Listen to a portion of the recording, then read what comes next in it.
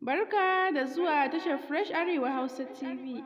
Ku danna subscribe kana ku danna ƙararrawar sanarwa. Mun gode.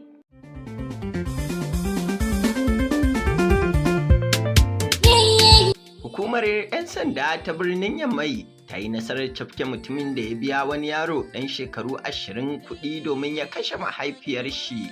Ma'ana shi dai wannan mutumin da kuke gani sanye da baƙin wando shi ne ya ɗauki wannan yaron mai sanye da baƙar riga aikin kashe mahaifiyar shi wannan ɗin da ke sanye da baƙin wandon matar mai shekaru 85 da haihuwa sun yi nasarar hallaka ta a ranar 4 ga watan Juni.